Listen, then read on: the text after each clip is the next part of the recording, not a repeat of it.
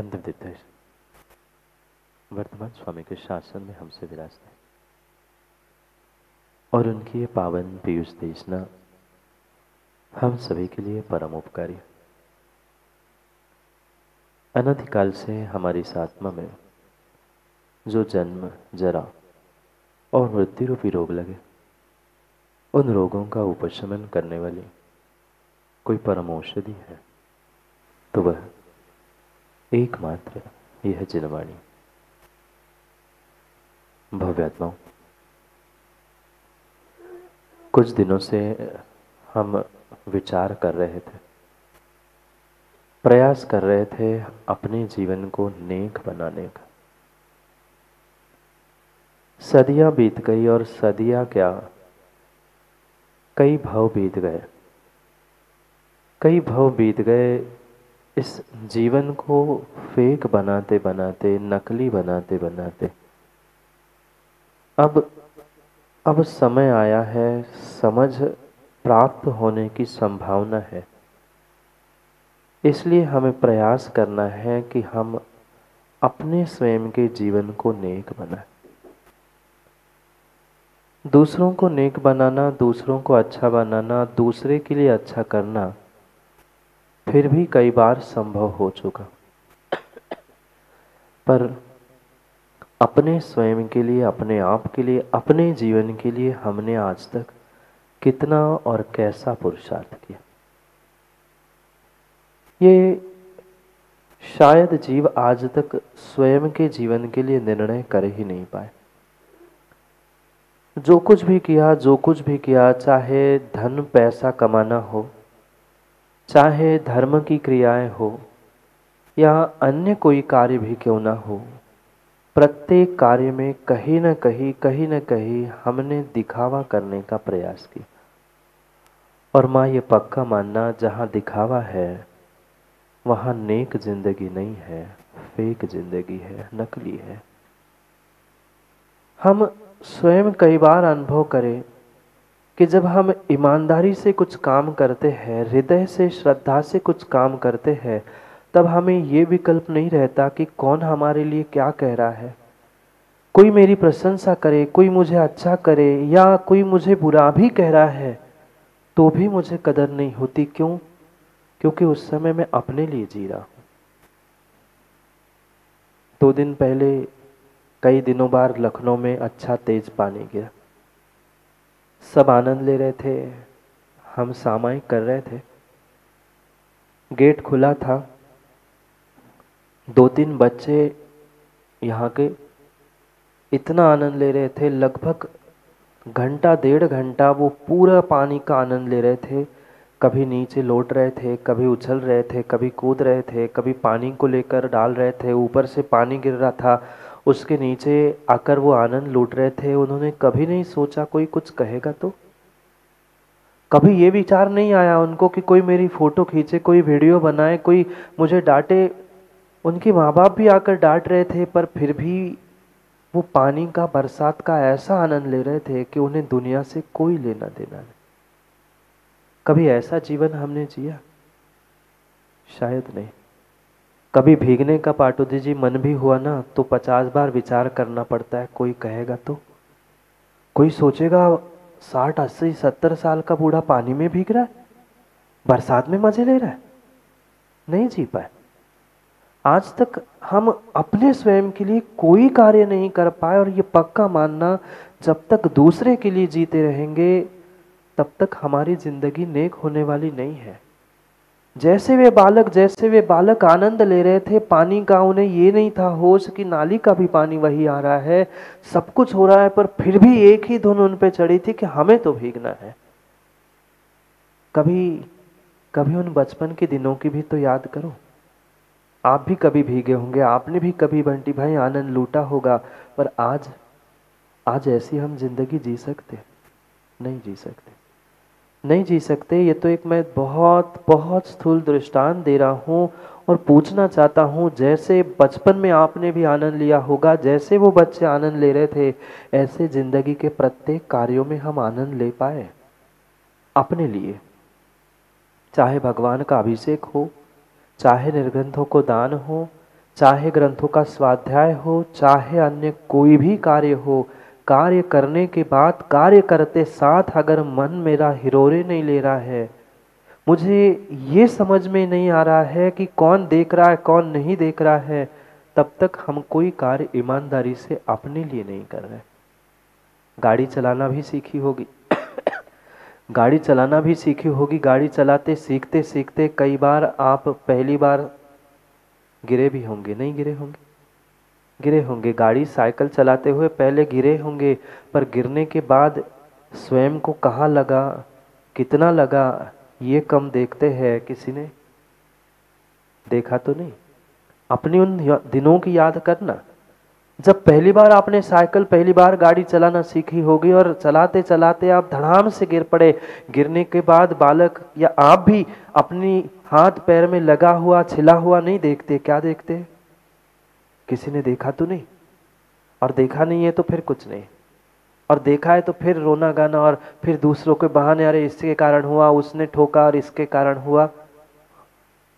नेक जिंदगी चली गई, हमारी ईमानदारी की जिंदगी चली गई, क्योंकि सामने वाले ने देखा नहीं है तो हमें दर्द भी नहीं था।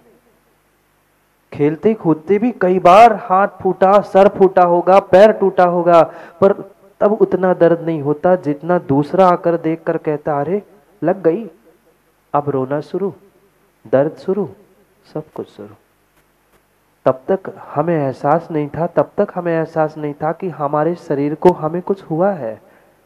ये थी ईमानदारी की जिंदगी, ये थी नेक जिंदगी। कभी कभी ऐसे हम जीवन के अन्य कार्यों में, मतलब बचपन को छोड़ने के बाद जो हमने जीवन आज तक जिया, उसमें आनंद लूटने का प्रयास किया?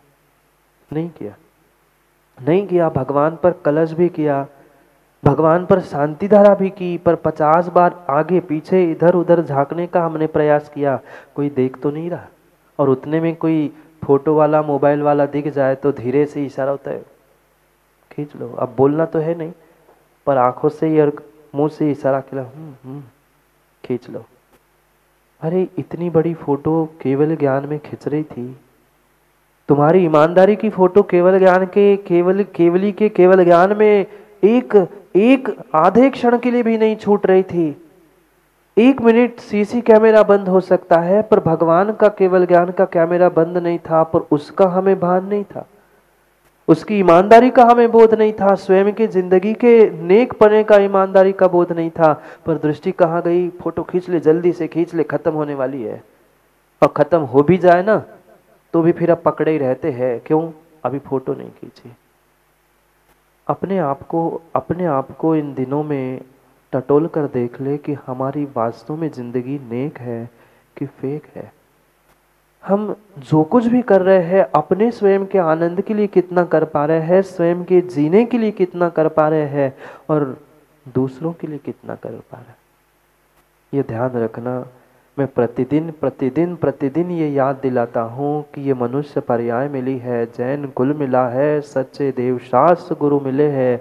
ये कठिन परिश्रम और कठिन तपस्या का ही फल है कि ऐसे खोटे पंचम काल में जब व्यक्ति उस मिथ्यात्व में डूबा है, पाप हिंसा में ही अपना प्रत्येक पुरुषार्थ कर रहा है, वहां हमें सच्चा धर्म, सच्चे गुरु और सब कुछ मिला है। पर इस पर्याय को सार्थक करने के लिए कितना कर रहे हैं? जो कुछ भी कर रहे हैं, क्या हंसराज जी ये आपको शोभा दे रहा है?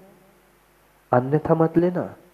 मैं व्यक्तिगत स्वयं के जीवन के बारे में पूछना चाहता हूँ, व्यक्तिगत स्वयं के जीवन के बारे में पूछना चाहता हूँ। ये मनुष्य पर्याय, ये जैन कुल मात्र मुझे अपना स्वयं का कल्याण और हो सके तो दूसरे का कल्याण करने के लिए व्यतीत करना था। कितना समय व्यतीत किया हमने दूसरों के कल्याण और अपने कल्याण के लिए? धन कमाना, पैसे कमा लेना, नाम शोहरत कमा लेना, ये कल भी हमने समझा था, ये जीवन को सुखी बनाने का, ये जीवन का क्राइटेरिया, मापदंड नहीं है। ये तो कोई एक मिथ्या दृष्टि भी, और एक पापी से पापी व्यक्ति भी बहुत पैसे कमाकर अपना नाम, अपनी शोहरत को बढ़ा सकता है। पर हम समझे ना, क्या क्या नहीं हमने कर लिया। दुनिया के सामने किसी को कुछ नहीं पता और बताने की भी आवश्यकता नहीं है, पर कमरे में एकांत में चोरी छुपे क्या पाप नहीं किए? बिल्कुल किसी के सामने हाँ कह मत देना, गुरु पे सामने छुपाना मत और दुनिया के सामने खोलना मत। एकमात्र हमारे लिए मनुष्य पर्याय त्याग, तप, साधना, धर्म, दया, करुणा, चारित्र आदि आदि के लिए मिली थी। पर क्या जो कुछ भी मैंने किया, क्या वो मेरे लिए शोभनीय था? अगर अगर अगर जो आज तक जो जीवन में किया है, अपने मित्र को और अपने माँ को भी कहोगे ना? अनुभव करना, जो कृत्य जो कार्य आपने चोरी छुपे किए हैं, उनको आप अपने मित्रों को, अपने परिवारजनों को, अपनी माँ को भी कहने की ताकत नहीं रखते। स्वीकार कर पाओ अथवा ना कर पाओ, यहाँ समझ में नहीं आए तो घर में जाकर एकांत में बैठकर विचार कर लेना, क्या क्या क्या क्या नहीं किया आज तक इस इंसान ने, इस मनुष्य ने। दुनिया को दिखाने के लिए तो बहुत बड़े धर्मात्मा है, बहुत बड़े धर्मात्मा है, दुनिया के लिए हमारी जिंदगी बहुत नेक है, पर हम अपने लिए समझे हमारी जिंदगी वास्तव में नेक है कि फेक है? अभी हम विचार ही कर रहे हैं, अभी कुछ दिनों से हम विचार ही कर रहे हैं कि हमने आज तक किया क्या, हमें करना क्या है। जो हमने किया क्या धर्मात्मा को शोभा देता है? क्या इससे धर्मात्मा की शोभा है? दुनिया के सामने आकर हमने धर्मात्मा का भेष धारण किया, दुनिया को रिझाने के लिए हमने बहुत कुछ धर्म के कार्य किए, दान, पूजा, पाठ, अनुष्ठान, सब कुछ किया, पर उन सब के लिए मेरा हृदय गवाही दे रहा है? माँ बोलो हाँ। नहीं दे पा रहा है, नहीं दे पा रहा है। पूजा, अभिषेक आदि आदि धर्म कार्य करते समय उन बालकों जैसी परिणति होनी चाहिए। हम अपना आनंद लूट रहे हैं, दुनिया चाहे अच्छा कहे, दुनिया चाहे बुरा कहे, हमें उससे कोई लेना देना नहीं। पर हम यही प्रयास करते हैं प्रत्येक जीवन के कार्य में, मात्र धार्मिक ही कार्यों में नहीं, लौकिक कार्यों में भी हमारा यही पुरुषार्थ रहता है, यही पुरुषार्थ रहता है कि कोई कुछ कह तो दे। मैंने इतना सब कुछ किया, इतना तो कर रहा हूं, पर घर वाले भी साथ नहीं देते, कोई कुछ नहीं कहता। और जहां जहां तुमने दूसरों से अपेक्षाओं को प्राप्त किया कि कोई कुछ कहे, कोई अच्छाई करे, कोई प्रशंसा करे, विश्वास मानना, जहां जहां आपने अपेक्षा की, वहां आपने अपने जिंदगी से उपेक्षा प्राप्त की। सामने वाला तो समय आने पर उपेक्षा करेगा ही करेगा, पर मैंने अपने आप से बहुत बड़ी अपनी जिंदगी की उपेक्षा कर दी। भूल हर व्यक्ति से होती है, हर इंसान से होती है। भूल होने में कभी भूल नहीं कही, पर भूल को भूल ना स्वीकार करते हुए उसे सुधारने का ही प्रयास हम ना करें तो कैसे जीवन बदल सकता है? कैसे जीवन बदल सकता है? दुनिया को दिखाने के लिए तो हम बड़े घर के हैं। बड़े घर के नहीं हो, बड़े घर के नहीं हो, घर भला ही बड़ा नहीं हो, ये जिन शासन क्या बड़ा घर नहीं है? इससे बड़ा कुल, इसके बड़ा धर्म, इससे बड़ा सब कुछ आपको क्या मिल सकता है? पर सब कुछ मिलने के बाद भी हमने अपने आप के साथ कितना बड़ा छल किया। दूसरों को छल नहीं सकते, दूसरों को ठग नहीं सकते। खुशियां दूसरों को ठगने की आपने मनाई ज्ञानियों, पर आपने दूसरों को नहीं, अपने आप को ठग लिया है। जहां पर सापेक्षता प्रकट हो गई है, दूसरों को दिखाने की परिणति प्रारंभ हो चुकी है, वहां मेरी जिंदगी फेक है। और फेक का अर्थ ही नकली है, और नकली हम दुनिया के लिए नहीं है, अपने लिए जी रहे हैं। दुनिया के सामने तो हम नेक बन के जी रहे हैं, दुनिया के सामने तो धर्मात्मा बन रहे हैं, पर वो आनंद, वो अनुभूति हमें नहीं आ पा रही है जो बचपन में बरसात में खेलने की आ रही थी। वो अनुभूति आनी चाहिए, वो अनुभूति आनी चाहिए। जीवन के प्रत्येक क्षणों में हमें वो अनुभूति आनी चाहिए। दुनिया गई, आगे का नहीं कह रहा, दुनिया गई, दुनिया वाले गए, हमें उनसे लेना ही देना नहीं। मुझे आनंद मिल रहा है ना, मुझे दान करना है, मुझे अभिषेक करना है, मुझे पूजा करनी, मुझे करुणा करनी, मुझे चारित्र धारण करना है। दुनिया से क्या लेना देना? कौन साथ देगा? कितनी साथ देगा? समाज का कोई साथ देगा? घर परिवार का कोई साथ देगा? नीरज जी कितना साथ देगा? कह कह के साथ नहीं देते, कह कह के साथ नहीं देते। अरे मरने के बाद भी नहीं देने वाले, जीते जी नहीं देते, मरने के बाद कौन देगा? तब तक ही तुम्हारा, तब तक तुम्हारा ध्यान रखा जाएगा, तब तक तुम्हारे लिए घर में भी पूछा जाएगा, जब तक तुम्हारे भीतर रस है, जब तक तुम्हारे भीतर पुण्य का रस है, तब तक तुमसे 50 बार पूछा जाएगा। जब नींबू निचोड़कर रस खत्म होता है, फेंक दिया जाता है ना, घर का व्यक्ति भी तुम्हारे पुण्य, तुम्हारे धन, तुम्हारा सब निकाल कर फेंक देगा, पता नहीं चलेगा। सत्यता यही है। हमें हमें ये खुशी होती, पाटू जी तो कहते हैं महाराज जी हमारी तो बेटा आज्ञा मानता है, बहू आज्ञा मानता है, 3 बेटे 3 बहू, इतने सब कुछ मानते हैं, भूल में मत रहना, बिल्कुल भूल में मत रहना। मैं किसी की बुराई नहीं कर रहा हूं, मैं ये नहीं कह रहा हूं कि आपके बेटे बहू है अच्छी नहीं है, नहीं तो बात का बतंगड़ बना दे कानों कानों फुसलाने वाले लोग।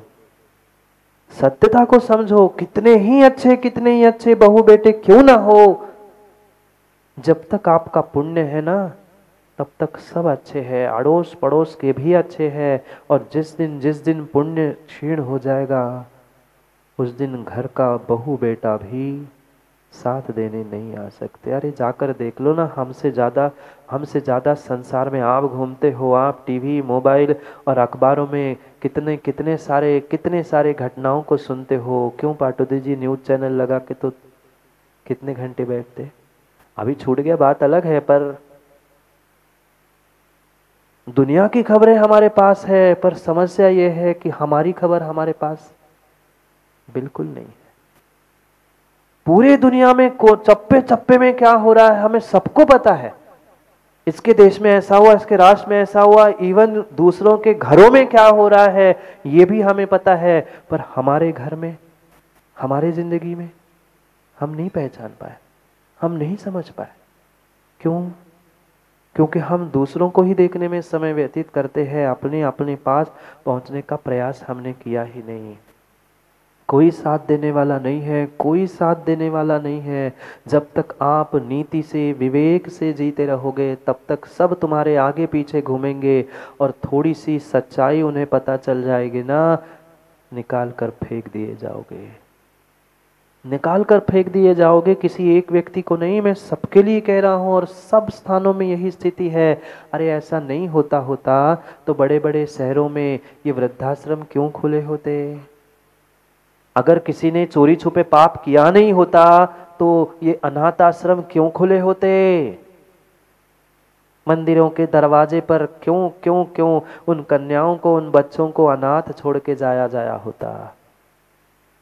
ये कोई कह नहीं सकता, ये कोई कह नहीं सकता कि ऐसा नहीं हो रहा, हो ऐसा ही रहा है। पर समस्या ये है हम उसे स्वीकार नहीं कर पा रहे हैं।